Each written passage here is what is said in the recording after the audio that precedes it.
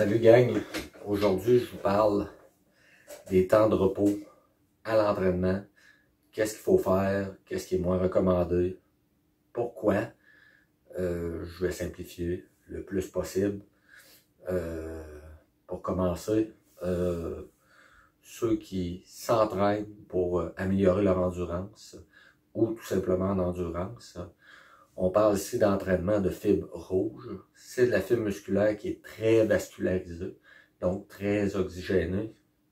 Automatiquement, sa récupération est maximisée et plus rapide. Donc, pour ce qui est de l'entraînement en endurance, on va toujours parler d'un temps de repos plus court. Plus court, c'est quoi? Je parle ici de 1 minute et moins. L'efficacité musculaire revient très rapidement et on est prêt à recommencer avec efficacité notre entraînement. Après, on a une autre zone d'entraînement qui s'appelle l'hypertrophie ou l'hypertrophie fonctionnelle. C'est un type d'entraînement qui va développer une quantité de fibre 2B sans toutefois donner de qualité à la fibre musculaire.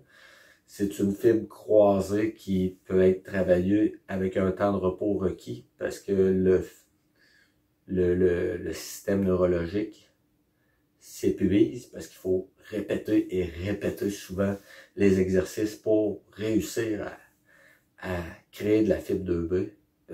On parle de volume musculaire à ce moment-là.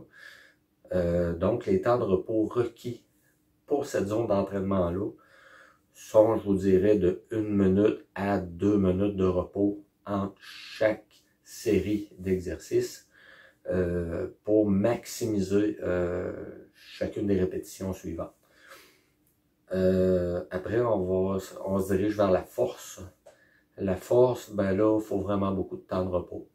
On parle ici de fibre blanche qu'on va travailler. La fibre blanche n'est pas vascularisée, dont sa couleur blanche. Donc, sa récupération est plus longue. Et le système neurologique est très taxé. L'influx nerveux qu'on envoie aux muscles est très, très fort. Donc, pour pouvoir récupérer et recréer cet effort-là, il faut donner le temps au système neurologique de se recharger en énergie. C'est le pourquoi qu'on va parler de 2 minutes à 3 minutes de repos entre chaque exercice et chaque série. Donc, en résumé, endurance égale long training et court temps de repos.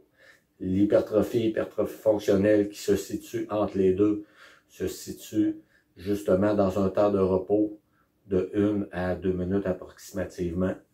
Et la force, 2 minutes et plus. On s'entraîne moins longtemps, plus de temps de repos pour pas taxer le système neurologique puis toujours avoir de l'efficacité. Dans ma prochaine capsule, je vais vous parler aussi du tempo à l'entraînement pour aller chercher chacune de ces portions-là. Merci puis bon gym!